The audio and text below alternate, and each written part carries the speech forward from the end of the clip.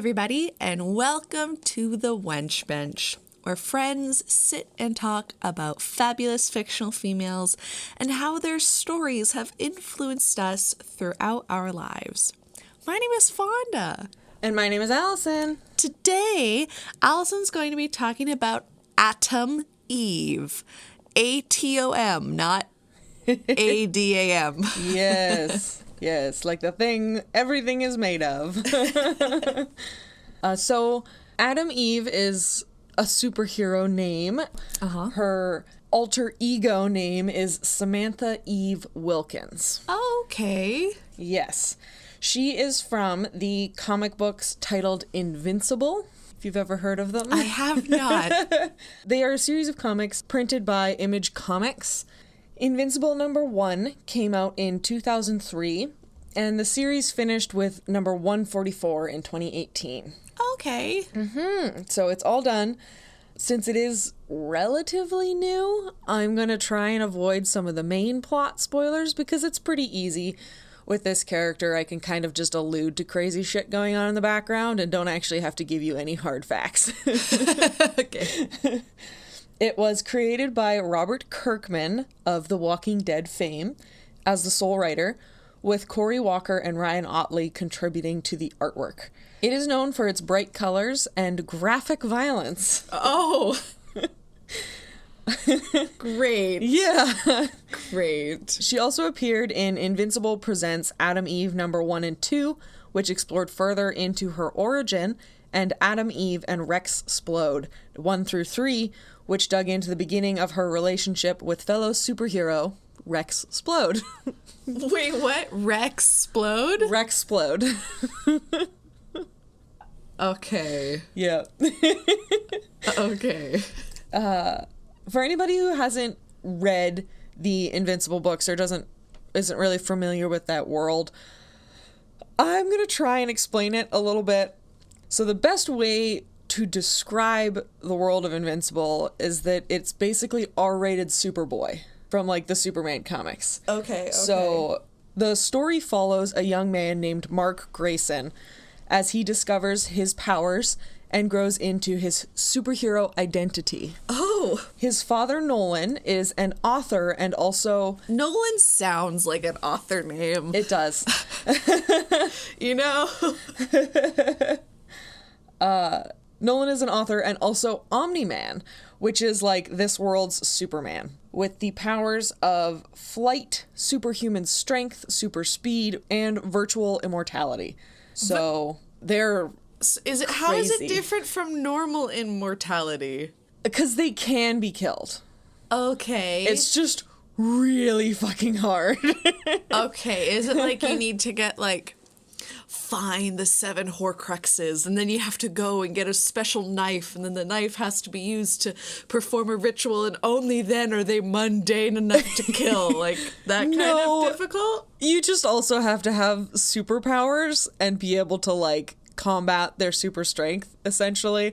As I said, it's very gory. People do get ripped apart in this comic book. Swell. So his father is what is known as a Viltrumite from the planet Viltrum. Viltrumite? Viltrumite, yeah. That reminds me of that really weird... Vegemite? Yeah. It reminds me of Vegemite. That's fair. Continue. Just how it sounds. Yes, I get it. And his mother is a human named Deborah. Love it. The twist in these comics, though, is that unlike Clark Kent, Nolan was sent to Earth to find out if it was worth conquering. Viltrumites were almost extinct and had sent out operatives as a way to see what planets would be compatible with their genetics for them to breed and hopefully save their race. Because they're dying out because of this weird plague. Oh no, Yes. Are they having a pandemic? Too soon to joke about? Too soon for us here? Well, during 2020? unlike our pandemic, this was definitely warfare pandemic. They were a conquering race. They were all obviously very strong. And so they were taking over multiple planets, and as a way to fight back, another planet created a disease that killed them off. And so there are very few left, but those that are left are the strongest and the most vicious, and it's a very aggressive race. Like, they are not benevolent or kind. They are conquerors who value strength above all else. Once Nolan had discovered that his son Mark had inherited all of his powers and strength, he kicked off the invasion plan. And from that point, our story continues in some pretty wild directions that I'm not really going to get into. Okay. I'm going to probably refer to them, but you won't know names or anything like that. Okay, that's fine, because that's not the point of this. Nope. So yeah, basically, what if Superman was a bad guy? A few of the other superheroes of note are, of course, Adam Eve, and then there is Rexplode, Eve's boyfriend. It's I'm ridiculous. sorry, but when you say Rexplode, I think of like T-Rex. Yeah. And then I think of like his power is like to make things explode, and it's a name I never thought I'd hear in my life, and people are creative and I love it. It is. It's pretty fucking creative. So he can make inorganic objects explode. And then... Oh, I get the Rexplode, but I don't... Yeah, he charges them and then he throws them like bombs. Okay. Mm-hmm. Okay. I can okay. Oh, these names just get wilder. Then there is Duplicate. Duplicate, like the name Kate? Yes. Can you guess what her powers are? Duplicate herself. Oh my god. No, Kate, that is a good... Clever, right? Like, her name is Kate, and that's better than Rexplode. Yeah. I'm just saying. Well, his human name is Rex, so. Still, though. But yeah, so she can create and reabsorb copies of herself. Sick. Then we have Robot, which is pretty self-explanatory. It's a robot. Is it like a young robot? Well, like an older robot? It's a robot that is remotely controlled by a man named Rudy Connors. But those are kind of our main cast of characters. And now that's it. That's all the background you need, really. So we're going to move on to Eve. Eve! So Eve is the main love interest for the comic's title character, Mark Grayson and Invincible. Oh, okay. She begins the series dating Rexplode, though.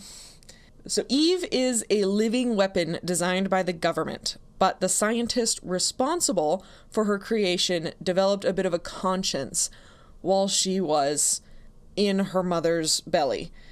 And he switched her out with a baby that had been stillborn at the hospital so that she would be able to get raised by normal parents. Because otherwise the government would have just taken her and used her as a weapon.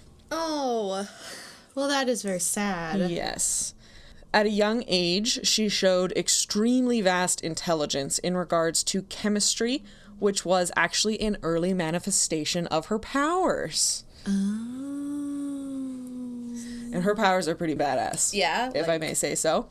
She can control subatomic particles. So basically, she can rearrange matter, both inorganic and organic, but not animal. Okay. That's a specific Yes. thing that she can't do. It's specific because the people who created her, the scientists that created her in this government program, wanted to put some blocks in her mind. Otherwise, she would literally be able to reorganize a human body. And so, without her being able to affect animal matter, that means that she can still do plants and stuff, technically organic, but not living. I know that, that's a good limit to put on somebody because, Yeah. when you think about it, if you're making a superhuman person in a government program, sometimes you're let's make them the best that they can be and we'll be able to control them and they'll listen to us, but they'll be terrifying to our enemies, and then that bites them in the ass and they can do all this stuff and they're no, hindsight, they thought it well enough to be let's just cap this thing specifically. Yes. And I can't get mad at that because that's just thinking. It is. Proper. It is thinking. But it's too bad that when she goes through intense and vast emotional trauma, she can break through that block. Oh. Yes. So, Oh, but it's... that's... that... Yeah. Oh, no, the poor... But it has to be, like trauma. Like, a big fucking deal, which I will touch on a couple times when this happens. Okay. In a little bit, but... Okay. Now I'm heartbroken for her. I know. She goes through some shit. Especially, like, the first time she has a trauma or something where she has, like, a intense emotional reaction to. What if she accidentally goes through that block and... I'm just thinking of, like... Oh, we'll get to it. What if there's, like, a dog around her that she loves? She does still have control over it. Yeah. So she does still have control over her powers when she breaks through that. It's just that now she has no conceivable limit, essentially, to what she can manipulate. Okay. Okay. So, continue. I'm just cool. feeling a little sad for her. So some of the common uses that she does for her power is she hardens the air to make things like walls and armor. Oh. She can fly by using her powers in a specific way that's very science-y that I'm not going to talk about because I don't understand it. And she can also phase through solid objects.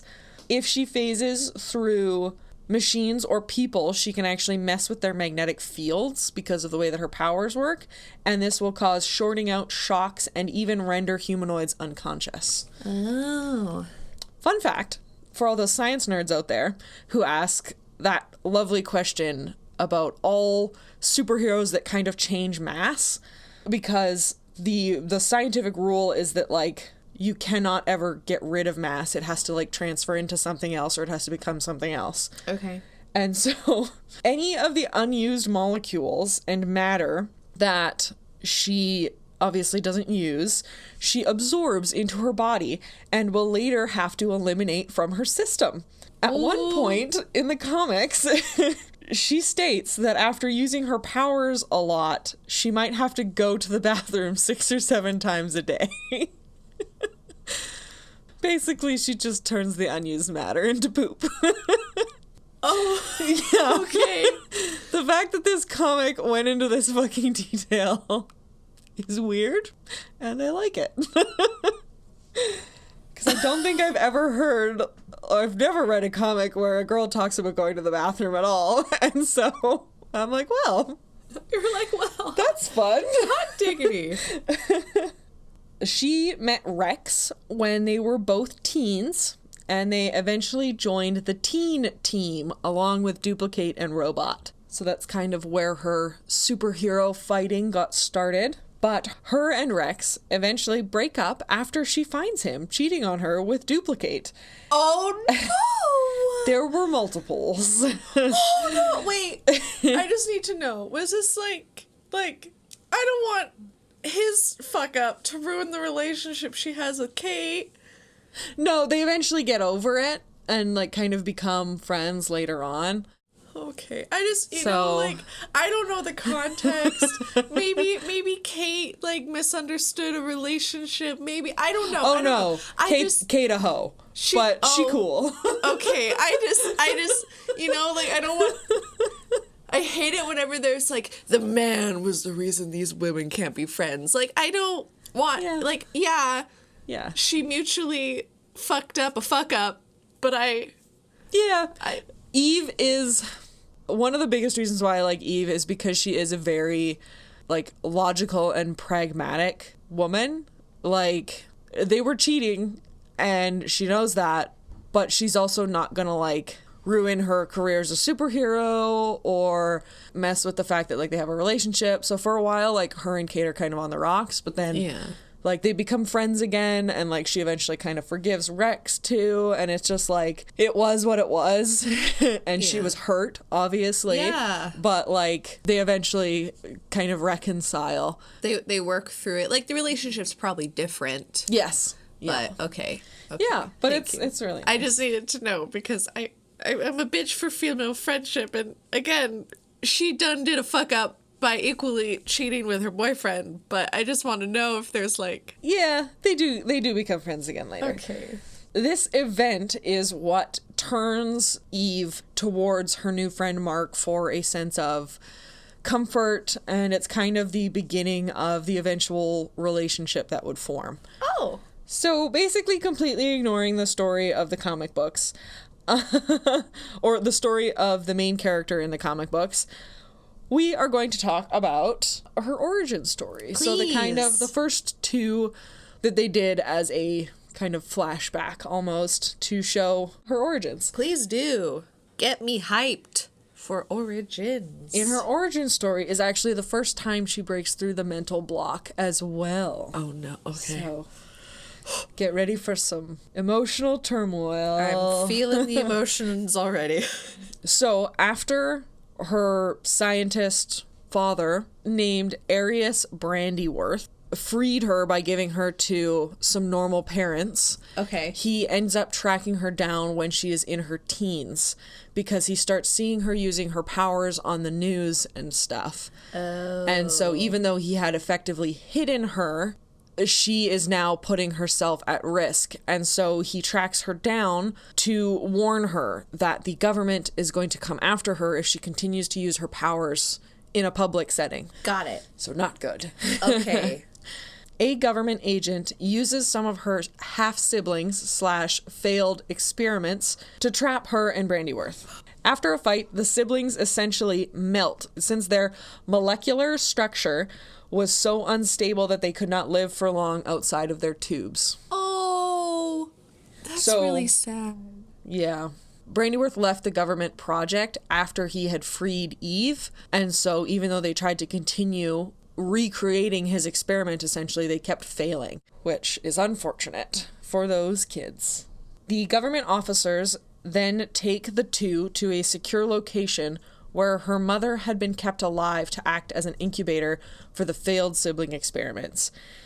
In probably what is one of the, in a comic so full of gore, Yeah. probably one of the most disturbing images in the comic is like this woman like suspended in a tank, hooked up to tubes and stuff, and it's really fucked up. Oh. If you want to look it up, feel free. I'm okay. I'm not gonna show Fonda because I don't think she'll like it. I'm not good with Yeah, it's a really gore. like. Yeah, because it's not even gory. It's just the concept and the theory of it. I think especially for a female reader, I think is really uncomfortable. Okay. Because it's fucked up. It don't be fucked up. It done be fucked up. Seeing this woman suspended this way sets off Brandyworth, who had fallen in love with her, and he ends up getting shot along with Eve's biological mother. Because now that this agency has Eve back, they don't have any need for them anymore. In her immense grief, she ends up breaking through the block, but being a young teenager, instead of using this chance to bring her parents back to life, she removes herself from the minds of the government officials by messing with the molecules in their brains.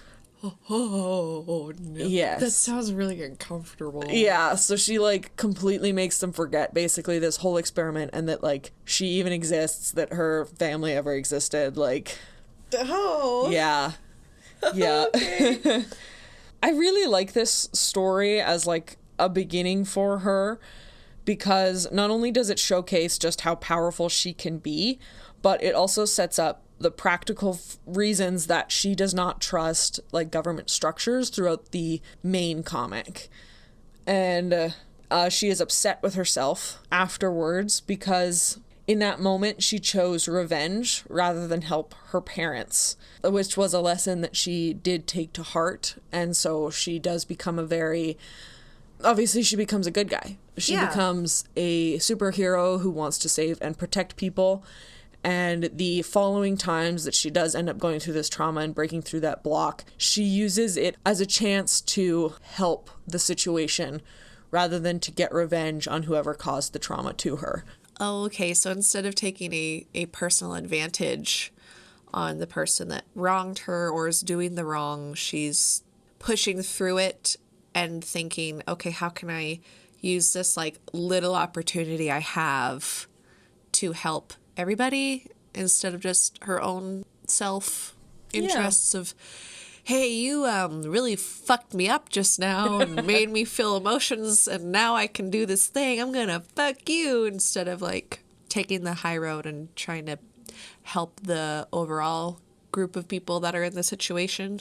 Yeah. I mean, sometimes helping the overall group of people could be like being like, I'm gonna fuck the villain up, but at the same time, like, there's a difference between fucking the villain up for your own personal gain and like... Yeah. And she does that too-ish. But she does make sure to use the opportunity in a better way. Because like I said, like, she could rearrange matters. She could have saved her mother and father. She could have healed their wounds and made them alive again. Yeah, She was like, I think she was like 13 or 14 at this time. So like the poor girl, she's just young and confused and angry. And at this time too, she's like arguing with her essentially adoptive parents. Yeah. Who don't know that she's got or I don't think at this point they know that she has superpowers. They do eventually find out.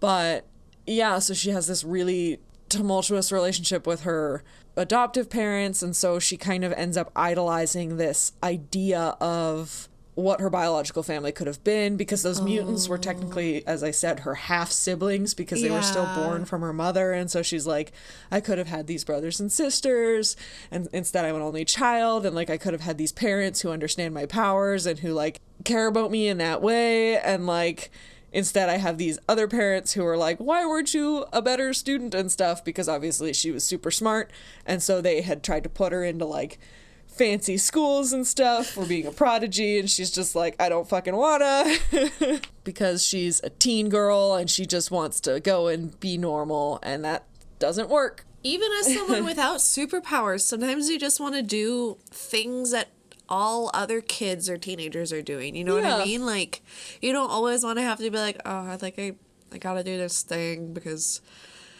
I'm skilled at soccer and none of my other friends are in like a high level soccer league or something like that, and now I have to leave on weekends. And like sometimes even those things, people are like, I just want to be quote unquote normal or like my other friends that can just do teenage things. And so that's probably 10 times more when you have powers. Yes. So we're gonna get into her early relationship with Mark. Okay.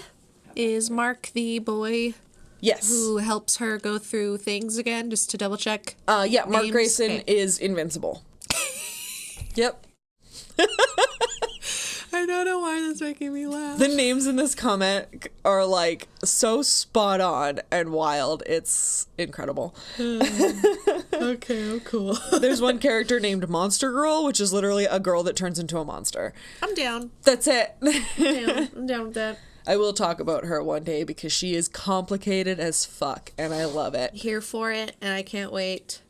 After breaking up with Rex, Eve takes some time to be a solo superhero for a while, sometimes teaming up with Invincible, but she eventually decides to go to Africa, where her powers can be used for more than fighting crime. She uses them to help improve farming and build houses, and does a bunch of humanitarian stuff. Oh, girl after my own heart. Oh, I love this. I know, right? Sometimes you need people to start local. You know, start in those places instead of just like, there's a super villain. Like, go help communities. And at the time, Mark had started dating somebody else, and so even though she had feelings for him, she's like, I want him to be happy, so I'm just gonna like go do my own thing, be like a strong, independent woman. But after a harrowing adventure through multiple dimensions, Mark meets an alternate and future version of Eve. Who tells him that she always loved him and that she had like essentially regretted not telling him sooner in this like weird alternate world. And so once he gets back to Earth, he flies to Africa and him and Eve kiss. There are obviously some more like classic relationship problems at this point. Like she ends up finding out that the only reason why he got the balls to come and kiss her is because some future version of her told him that, and she's like, what the fuck? Yeah. Like that's not like a great reason, kind of. It's like, I know that it gave you the kick in the pants you needed, but also, no. Yeah. Like, it's a little complicated, a little bit weird, but they do eventually become an official item, and they kind of get together. They go through, again, other like classic romance stuff. They have like arguments. They want to move in together because both of them still live with their parents, and like, but they need to make money. And so she kind of spearheads them starting Invincible Incorporated, where they kind of do their own superheroing. So she books him for jobs like security, stuff like that. And they become like an actual team, which is really cool to see. Aww. One of my favorite storylines for Eve is when Mark needs to go into space to fight in the Viltrumite War. But before he leaves, her powers had been acting strangely, and it turns out that she is pregnant. Oh. But knowing that Mark is needed in this war, she sends him away anyways. So while he is gone, she ends up bonding with his mom because they hadn't gotten along before this. And they kind of grow closer through their shared worry about him, like going into space, like maybe not coming back, like all of those kinds of things. So 8 months later, he returns to find Eve has gained about 60 pounds in his absence. And she's extremely self-conscious about it, but he doesn't actually like care at all. Okay. In fact, he says in the books that she looks sexy with the extra weight. Aww. And I really liked this because they did show her looking like curvier. And like, she still put on like her tight spandex costume, but she had more of a butt and more of a belly, and like she was a little bit thicker, and it was like, oh hey, like you kind of see yourself a little bit more, or I saw myself a little bit more as being like a plus size woman, seeing her kind of dealing with the self-conscious aspect of like gaining weight. Especially in a relationship, because sometimes there's this like weird thing when people who are plus size dating someone who's maybe quote unquote fit or in the ideal like body shape for their perceived gender identity, and like sometimes you're like, oh, plus size people get judged for being with people who are fit and thin, in a way, and that can be kind of a self-conscious thing. So it's just, it was a really cute little thing, especially because like he came back and he didn't care. One night shortly after his return, the two go to dinner at a friend's house. Ooh. And while Eve is helping her friend bathe the kids, she gets very emotional and leaves. And Mark sees this and follows her to comfort her.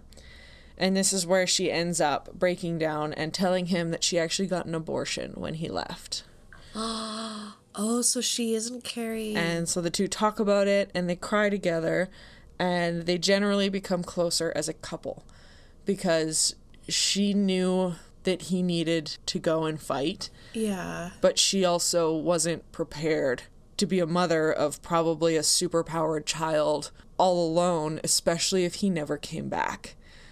Like, they're still pretty young at this point, and she had to make that decision without him. And so her weight gain was kind of due to stress and grief and like emotional eating, like those kinds of things. And so it really, for a comic written by men, I think really touched on it in a gentle way.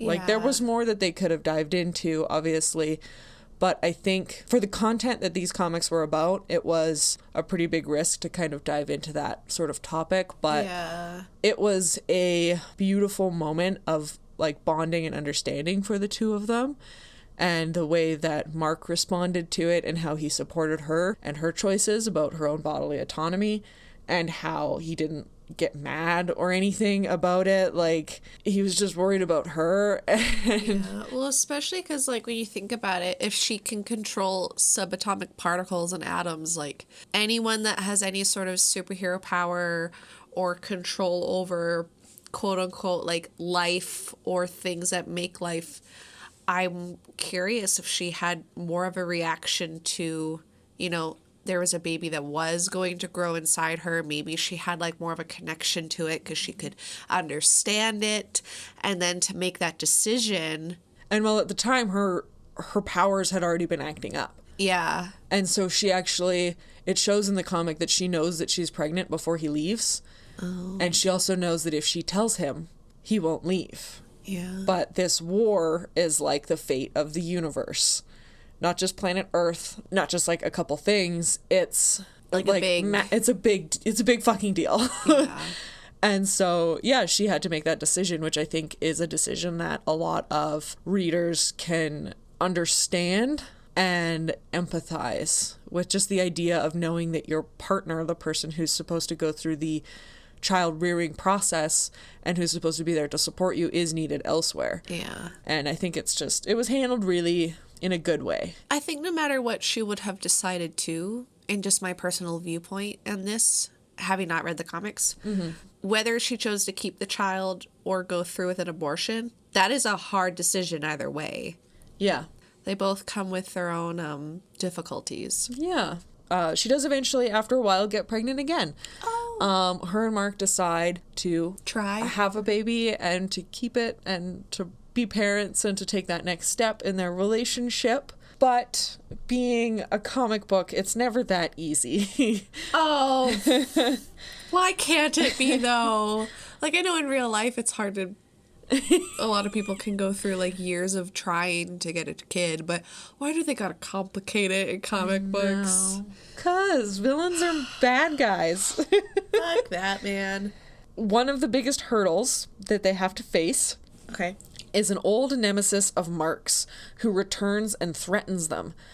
And against Eve's better judgment, Mark goes after the villain and ends up getting trapped for 6 months in these, like, alternate realities. And so she pissed because she asks him not to go.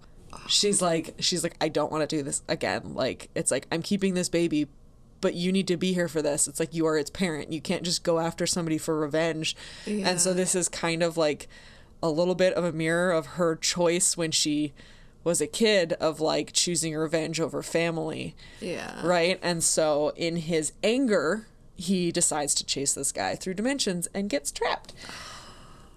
Out of curiosity, are there other super-powered mutant people in the world? Tons. Okay, Oodles. so at first I'm like, if there's like only like 10 and there's like all these big bad things, like, yeah, you know, they're probably gonna be like, but I'm the only person that can help. But when you're like, this dude's just like much being like a dick. Yeah. Much like the Superman DC world, Yeah. there are aliens with superpowers. There are supervillains with like Lex Luthor. Someone else could have dealt with the problem. There were a lot of people who probably could have dealt with the problem. Just curious. Like, text your best friend, hey, Billy.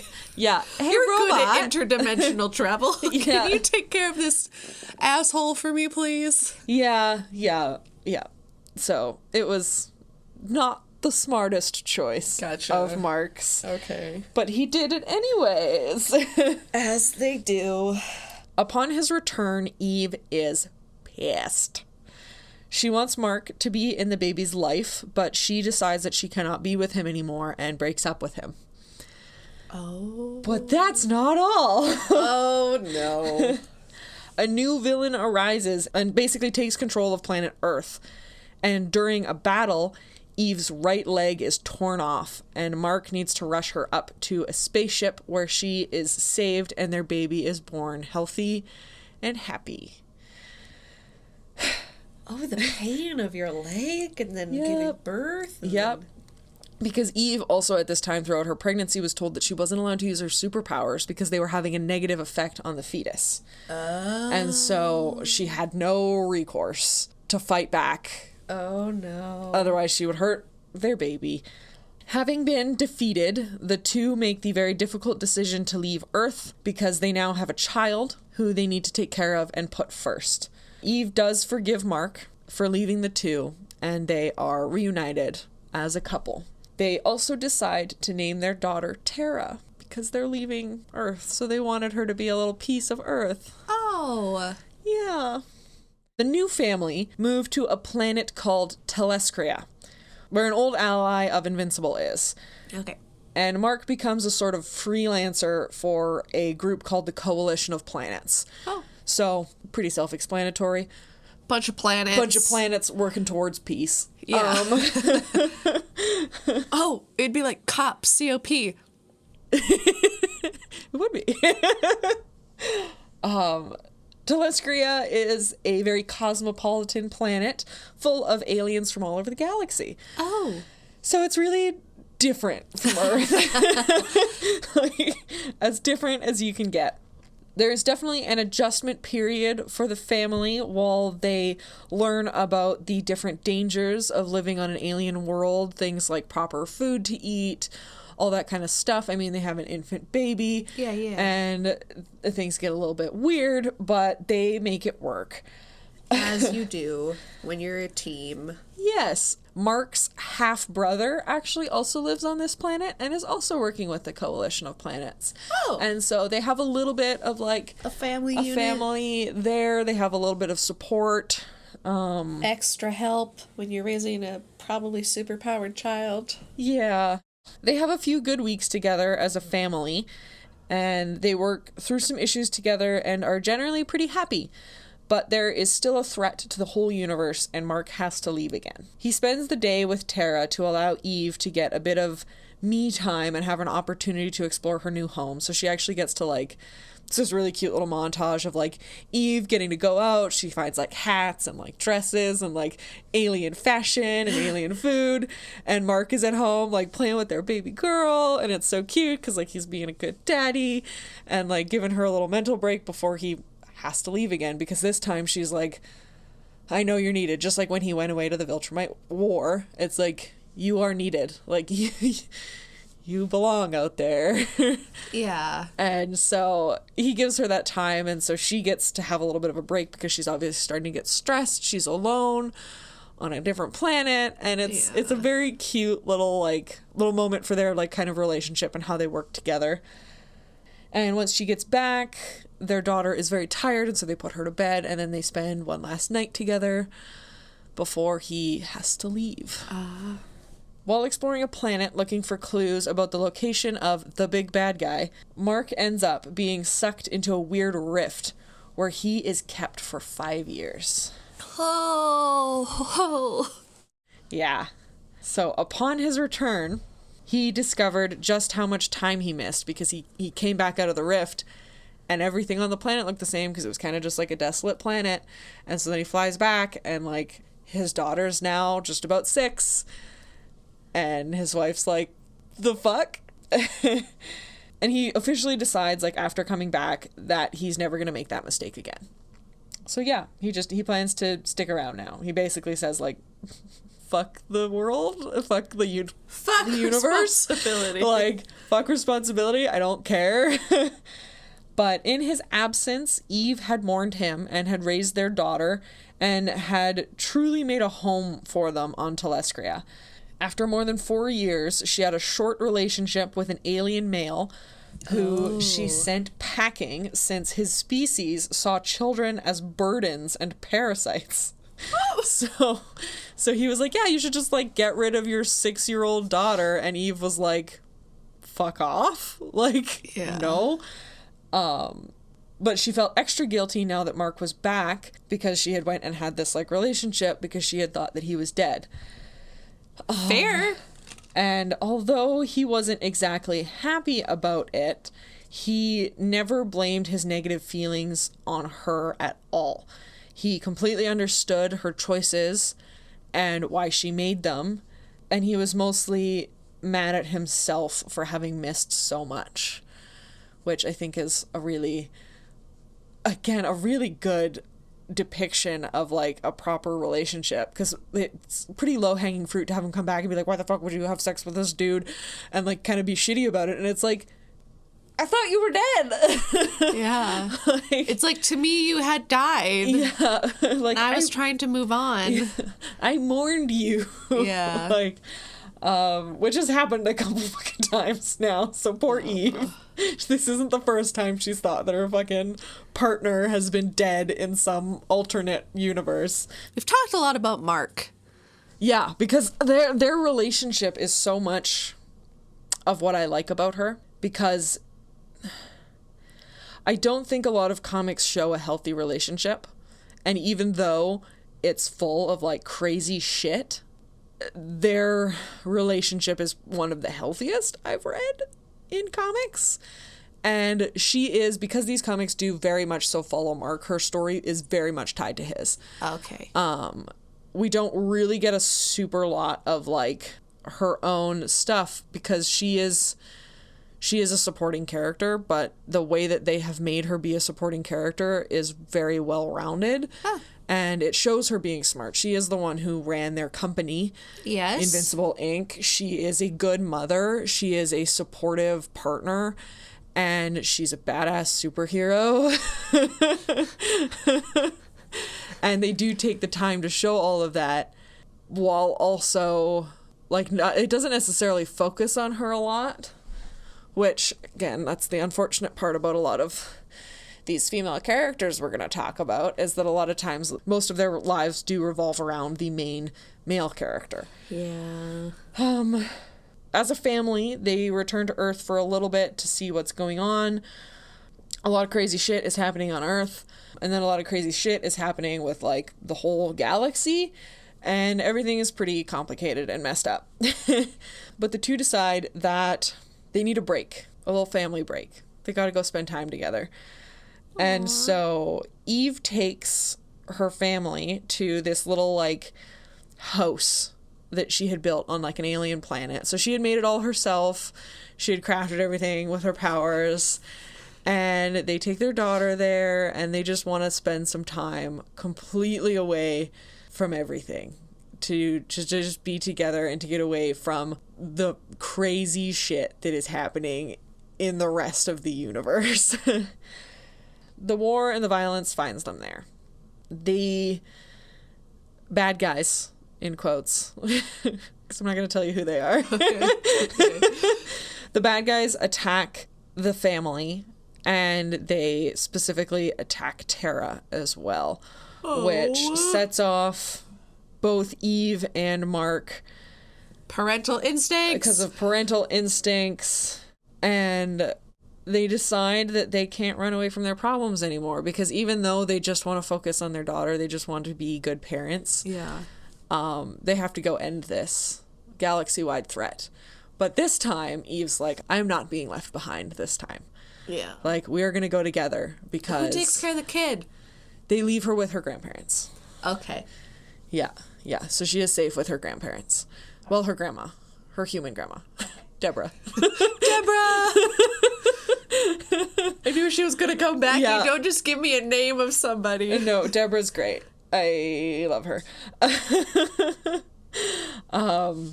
It's just nice because, like, when Eve tells Mark, she's like, I'm going to come with you. Like, we're going to do this together. He's like, but what about our daughter? Kind of tries to pull the whole, like... Someone has to stay behind. Somebody has to stay behind. Me. And it has to be the woman. Fuck that. Yeah. Because she's like, I will protect you. Like, I will keep you safe. Yeah. We will get out of this together, kind of thing. And then the climax of the whole comic happens... And don't say. Nobody gets to know anything. But I'm going to tag a little thing at the end of the episode that if you want to know a general what happens, I'm going to tell you at the end. So just listen to after the credits. So now, that's basically the whole story. That's her whole story. She is an awesome mom. Like, yeah. She's obscenely powerful. She wears a super cute little pink jumper when she's a superhero, and it's got, like, I believe it has, like, the female symbol on it, like the mixed with an atom, like the Venus symbol. Yeah, it has the Venus symbol, and then it has, like, the little loops, like an atom around the top circle part. So it's a very cute little outfit. She's got a little cape. It's cute and it's pink, and I like it. She is also a very emotional character, but she doesn't ever really let that get in the way of her need to do what needs to be done. Like, she kind of just, like, she feels her emotions and she accepts them as a thing, but they don't, like, stop her from ever being a superhero or from getting shit done. So logic usually prevails with her, but she does tend to fume and be mad for a bit at first, which I really dig, because, like, it does show her being mad. She's like, I am upset, but at the end of the day, she kind of organizes what feelings are her being hurt and what feelings are actually something that somebody needs to apologize for. Yeah. Kind Everyone's of like, allowed to have emotions and feel anger and upset and then think about those. Yeah. She's loyal and supportive of Mark, and he is the same with her. So they do have a very, like, as I said, a very healthy relationship, which is nice to see.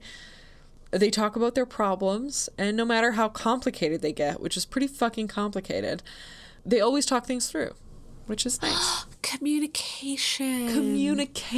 I hate it whenever there's, no matter the two people getting together, don't care if it's two women, two men, if it's a three some group of people that are in a sex positive relationship. I don't care. I hate it when I listen, watch, read any sort of fictional media and it's like things could be easily solved with communication. I know communication's hard. Like maybe you're like, I need a day to think about what I want to say. Fucking fine. Yeah. But actually, like, talk about it. It's the worst when someone's like, you see something happen and you know that the writers themselves are choosing to make the character not want to talk about something. Yeah. They're just like, no, the person doesn't have to know. Or, oh, I didn't think it was a big deal. Like, sometimes that does happen, right? Like, people are like, oh, I thought about it. Don't think it's a big deal.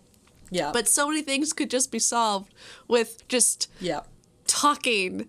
If an issue in your script or in your story or in whatever the fuck can be solved by one conversation, it is not a good issue. Period. I don't give a shit. It's like my biggest pet peeve is in things like rom-coms and stuff like that, when it's just like, seriously, this whole movie could be solved by these two people just having a normal fucking conversation, and it's infuriating. And it's terrible. So I really like this because they talk a lot. She's a businesswoman, as I mentioned. She's also smart. She's great at chemistry. She's a great mom. I mean, she moves to an entirely different planet just so that her daughter could have, like, a happier life, which is a big deal because, like, her daughter's not going to know what Earth was. Her daughter's not going to know the difference, but, like, she has to leave everything that she's ever known, and that's bonkers. That can be hard to do. Yeah. And she's such a grounded hero. Her motivations for doing what she does range from when she started out as a dreamer who was a young teen who just wanted to be like a superhero and thought all the, like, oh, this is just going to be great and everything's going to be fine and perfect and I'm just going to be a superhero, and kind of idolized it in a way. Childhood getting ruined by adulting. And then it moves to her more practical approach where she was in Africa, where she was doing humanitarian work. Love that. And then to, like, a financial one where they needed money to buy a house, so they started a company and, like, they worked that way. And then she gives up being a superhero so that she can be a mom, but then goes back to it so that she can be a superhero mom. Like, so she can be both. And it's just, she didn't fight in the big battle at the end so that she could be a hero. She fought so that she could save the universe for her daughter, so that she could protect her family. And I think that's a really beautiful thing to fight for. It is. Yeah. Yeah. Yeah. And that's it. That's why you like her? That's it. That's why I like her. I think she's a really great, like, all-around character, and I think the comics were made better by her being there and her being a good, healthy support. I enjoyed reading a relationship that I could connect with and just be like, yeah, like, that's a great, like, they're great together. Like, yeah, it can be hard to connect to fictional relationships when there has to do with, like, sci-fi fictional things like superpowers. Like, you know, some people want to have superpowers, but when you have a relationship and all the issues might stem from superhero based issues and things that you're like, oh, that's not really something a lot of everyone in life can go through. So when a comic adds a lot of, like, real life situations to those superhero things, like abortion as a topic, like, yeah, that's something that's going to be hard for anybody no matter what. And instead of having, like, superhero powers or something be the cause for something happening, or being like, I can't talk to you about this because I gotta go do XYZ, or being like, oh, this guy forgot about the fact that his wife had an abortion because of a superhero issue, so they never talked about it and it wasn't a problem. Like, instead of retconning some things to avoid human conversations, they actually kind of like try to add in like the real life connection to honestly, like real life problems that like couples have. And they do talk about like having kids again, like they talk about the emotional impact of it. At one point, another little bit of a spoiler, kind of more for Mark's story, but he actually gets raped by another character, and he deals with a lot of intimacy issues that way, and so she has to support him through his emotions and how he feels because of that experience, and his own kind of guilt.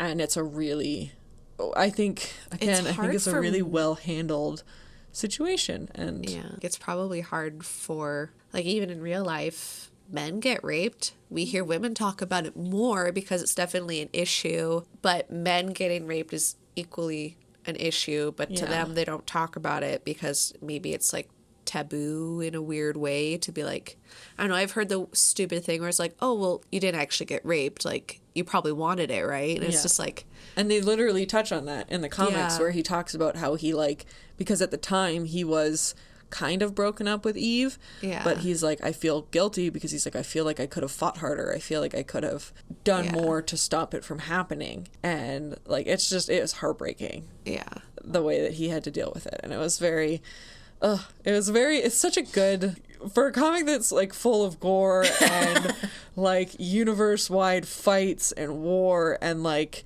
all this crazy shit, like it touches on some deep stuff and in a really good human way, and it's great. So what are you excited about right now? Okay, so did you ever watch or hear about the Inuyasha manga and anime? I used to watch a little bit of Inuyasha. I don't super remember a lot of it. Okay. I know like the basics. Half dog demon boy. Yep. White hair, has ears, no tail. Yeah. Has a big sword. Yep. A girl travels through a magical tree that takes her back to feudal era Japan.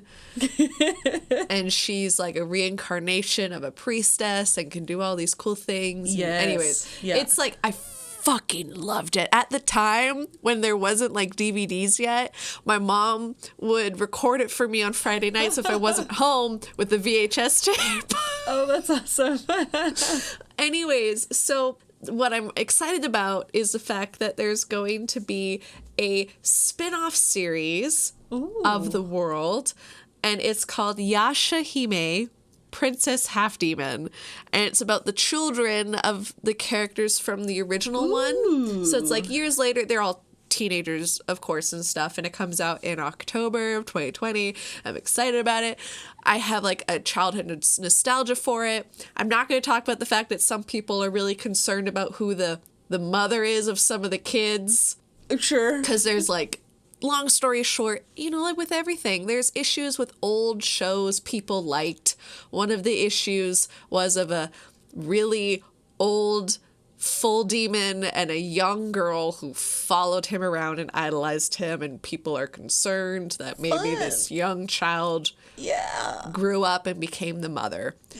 I'm not going to talk about that because I know that there are issues for things, but I want to try to enjoy this from a nostalgia perspective, acknowledging that there will probably be issues and concerns. But young Fonda fucking loved Inuyasha so much. And I am excited for something else because I really liked the world, and I just want to watch something that young me will From what I remember, I do remember enjoying it. It was just a fun ride. I tried watching it recently with the dubs, the English dubs, because that's how I remember watching it. I was like, oh no. Oh no. There were just some things that they say, and I was just like, I thought that was cool. So, anyways, I'm excited about it. That's awesome. It comes out and there's a trailer that everyone can watch for it. So that's what I'm excited about. Alison is the Inuyasha sequel series because nostalgia young hood Fonda just wants to see it. And, you know, if I don't like it, that's fine, but I'm not going to know until it comes out. Yeah. And I just saw the trailer for it, and I was like, hot diggity dog. Young me. Reserve your reviews for after actually having consumed the content. Yeah. Well, you can find us wherever podcasts can be found. Please make sure to rate and subscribe if you haven't already. And also, we would love if you could leave us a review. Yes. Super duper freaking would love it. We're going to actually start reading reviews that we get as kind of like a mid-break at one point. So look out for that because we're kind of excited about it. You can follow us on Tumblr, Twitter, and Instagram at Wench Bench Pod. And if you want to reach out, you can send us an email at wenchbenchpod@gmail.com. All the art for the Wench Bench was designed by the wonderful Tessa Joyce Riecken. You can find her on Twitter at Werevile. Thanks for listening, and talk to you soon. Bye. Bye.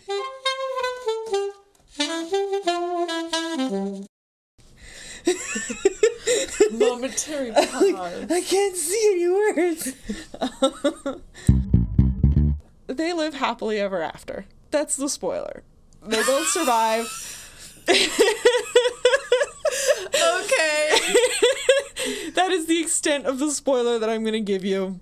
It's such a good, happy ending. I just actually recently, because I was collecting the hardcover of all of them, and so I did just recently finish reading them, and it's a very good ending.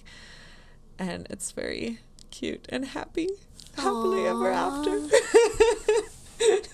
I love a positive ending. Yes.